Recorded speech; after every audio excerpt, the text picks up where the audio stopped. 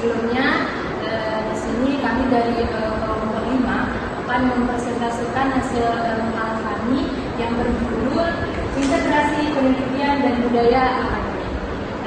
Pemateri pertama di sini kami saya sudah memiliki rekan-rekan.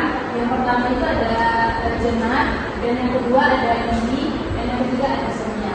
Dan pemateri pertama yang akan dibahas oleh saudari Jena. Padanya kami persilakan. Baik, materi yang pertama adalah konsep integritas akademik. Konsep integritas akademik ini berkaitan dengan komitmen dari individu sendiri, di mana individu ini disuruh untuk berbuat jujur dan bertanggung jawab dalam seluruh kegiatan akademiknya. Penerapan integritas akademik ini dapat dilakukan dengan mengenal karakter dan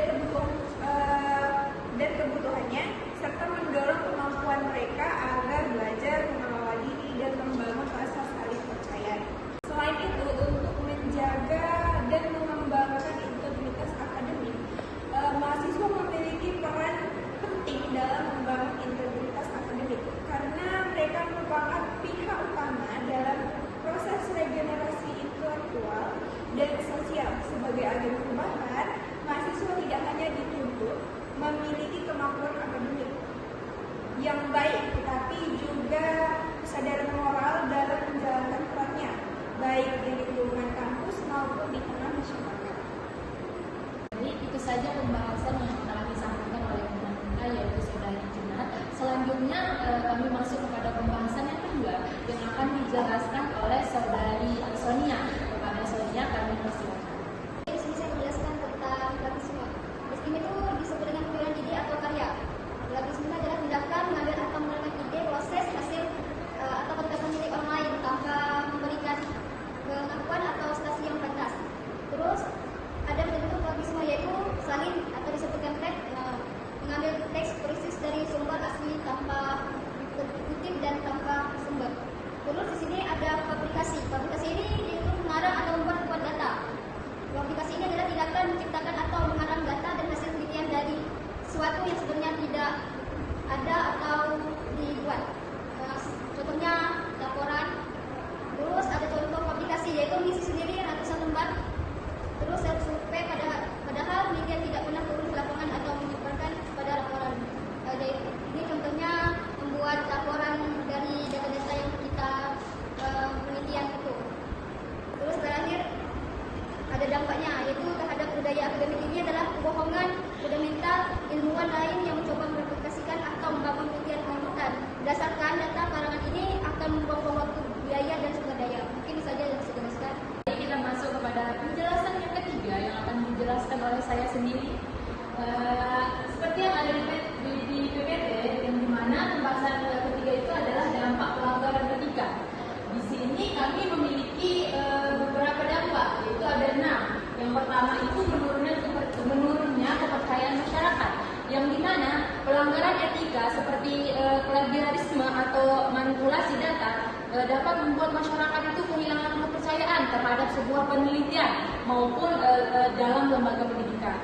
Terus yang kedua itu ada misalnya reputasi individu dan lembaga, yang dimana maksudnya itu adalah tindakan tidak etis dapat merusak nama baik pelaku atau individu serta mencoret reputasi instansi tempat mereka bekerja.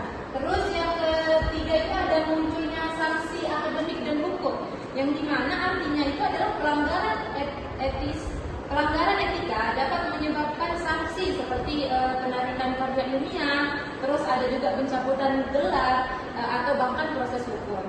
Nomor 4 di sini ada menghambat perkembangan ilmu pengetahuan, yang dimana maksudnya itu adalah data penelitian yang tidak jujur dapat menghasilkan kesimpulan yang salah atau kurang pas. Nah, itu sehingga menghambat kemajuan ilmu pengetahuan tersebut.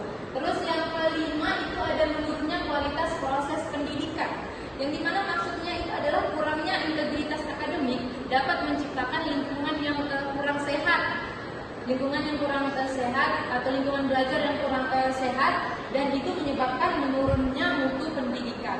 Terus yang terakhir itu ada berkurangnya peluang akademik dan karir. Dan maksudnya di sini adalah orang yang melanggar etika tersebut bisa kehilangan kesempatan melanjutkan pendidikan atau contohnya itu adalah mendapat beasiswa atau pekerjaan yang kurang baik di dalam suatu pendidikan. Itu saja dari saya. Pembahasan selanjutnya yang akan disampaikan oleh saudari Indi. Kepada Indi dipersilakan. Selanjutnya saya akan menjelaskan materi atau pembahasan yang terakhir, yaitu mengenai strategi membangun budaya akademik berintegritas. Untuk membangun budaya akademik yang berintegritas diperlukan beberapa strategi yang melibatkan aturan, pendidikan, dan keteladanan di lingkungan kampus. Pertama, yaitu kita membuat dan mensosialisasikan kode etik akademik. Kode etik ini berisi aturan, perilaku dalam kegiatan akademik. Aturan ini harus disosialisasikan kepada seluruh civitas akademika agar dipahami dan diterapkan. Yang kedua, memberikan pendidikan tentang etika akademik. Mahasiswa perlu diberi pemahaman tentang etika, seperti bagaimana cara mengutip yang benar, menggunakan teknologi dengan bijak dan bersikap jujur dalam penelitian. Ketiga, ada menerapkan aturan secara adil dan transparan. Transparan di sini maksudnya itu terbuka, tidak ada yang ditutup-tutupi atau yang disembunyikan. Setiap pelanggaran etika harus ditangani dengan aturan yang jelas agar tercipta kepercayaan terhadap sistem akademik. Dan yang terakhir atau yang keempat itu yaitu mendukung penelitian yang etis dan berkualitas. Maksudnya kampus dapat memberikan fasilitas, pendanaan, dan penghargaan bagi penelitian yang dilakukan dengan jujur dan sesuai fakta. Jadi dari penjelasan yang kami jelaskan tadi, ada beberapa kesimpulan yang dapat disampaikan. Jadi integritas akademik itu penting. Kenapa? Karena integritas akademik ini menyangkut sikap kita sebagai individu yang jujur, tanggung jawab, adil, dan menghargai terhadap karya dan pemikiran orang lain. Tapi di lapangan langsung banyak pelanggaran etika seperti plagiarisme, fabrikasi, dan falsifikasi data yang sudah dijelaskan tadi. Pelanggaran etika akademik dapat menimbulkan berbagai dampak negatif baik bagi individu maupun institusi. Karena apa sih dampaknya? Bisa rusaknya reputasi, kemudian ada sanksi akademik, terus berkurangnya kepercayaan masyarakat terhadap dunia pendidikan. Oleh karena itu, diperlukan upaya yang komprehensif untuk menanamkan dan memperkuat integritas akademik.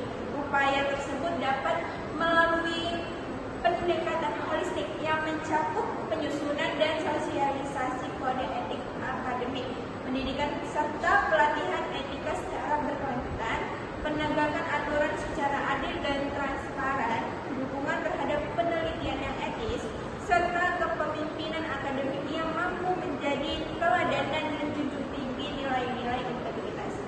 Baik, sekian saja penjelasan dari kami. Balik ke moderator. Baik, cukup sekian penjelasan dari kami. Kurang dan lebihnya kami mohon maaf.